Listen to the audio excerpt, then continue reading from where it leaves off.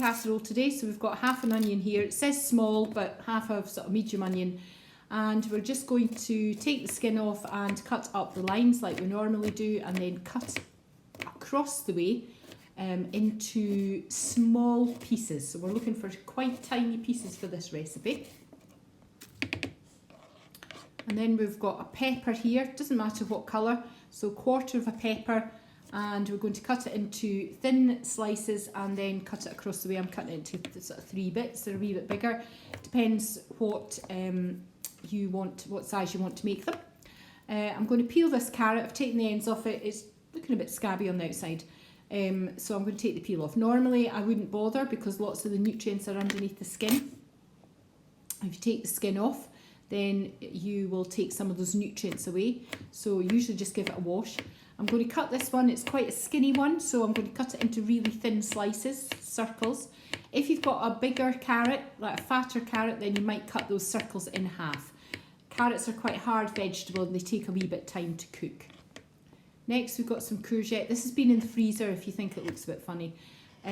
So it doesn't matter if it's frozen or not. I keep peppers in the freezer and they're quite handy to put into things. So just cut it. These are quite fat, so what I was saying about the carrot, if you had a fat carrot, then cut those into halves or even quarters if you're not particularly keen. So once you've got your vegetables chopped, you're going to put them in the pan, and you're going to add a 15 spoon of oil, and you're going to turn it on to a high heat to start with, but we might turn it down. It depends what's happening in the pan, so you need to keep an eye on what's happening. So give your mixture of vegetables a good stir so that they're coated in oil. And remember, when you are sauteing, it means lightly fry. You need to keep stirring all the time, and we're going to do that for 2 to 3 minutes until the vegetables, you'll be able to see a change in them and they are starting to cook.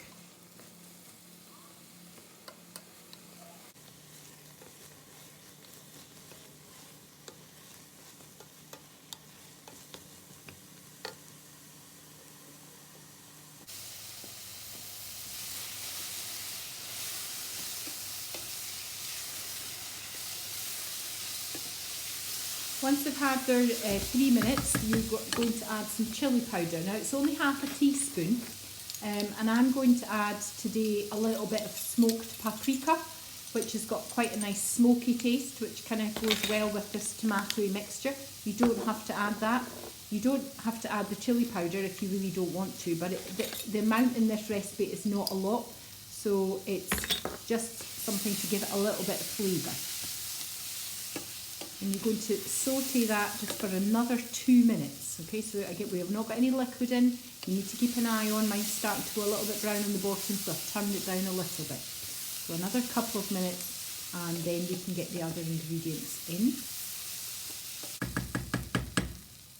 So once you've sauteed it for another 2 minutes, you're then going to think about the other ingredients that you need to add. So 125 ml of water to that mixture. Give it a little bit of a stir, and then a little bit of salt and pepper, and then we're going to add a tablespoon of tomato puree.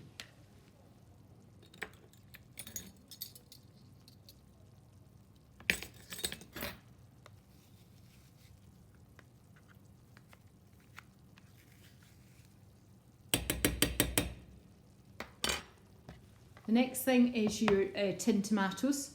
So you can either get whole tinned tomatoes or you can get chopped. I'm using chopped today, so I'm going to add double in tablespoons. So that's 4 tablespoons of tinned tomatoes, which is about half a normal size tin. If you're doing it at home, you probably would use the whole tin because you're not going to leave the half tin for something else. So you're going to add those and just give it a good stir.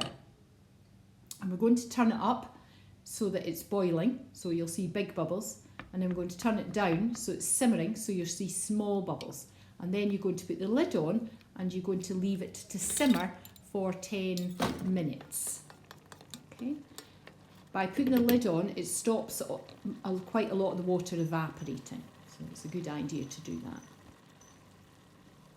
While that's cooking, you can get your oven on ready to bake it when it is ready. So you can see that's nice and thick. It's just about had its 10 minutes, and while it just cooks for another 1 or 2, I'm going to get my cheese and breadcrumbs ready for the top, and I'm going to get organised my beans. So 2 tablespoons of breadcrumbs in with your 25 grams of cheese, and just give that a little mix, and that's going to create a nice crispy topping on the top of the bean mixture. I'm using mixed beans today. Although the recipe says kidney beans, butter beans and chickpeas, you can use any selection of those you like, so you could make them all the same or you could make them different. Okay, so add them to the pan. The beans don't need cooked, they just need heated up, and they'll get that in the oven. And I'm going to stir in my sweet corn as well. Again, it doesn't need cooked. Just give it a good mix, and then you're going to pour it into your oven-proof dish, making sure that it is nice and smooth on the top, so that you can put the breadcrumbs and the cheese on there evenly. So it's going to bake for about 10 to 15 minutes. You'll know it's ready because it's bubbling and it's got this nice golden topping on it.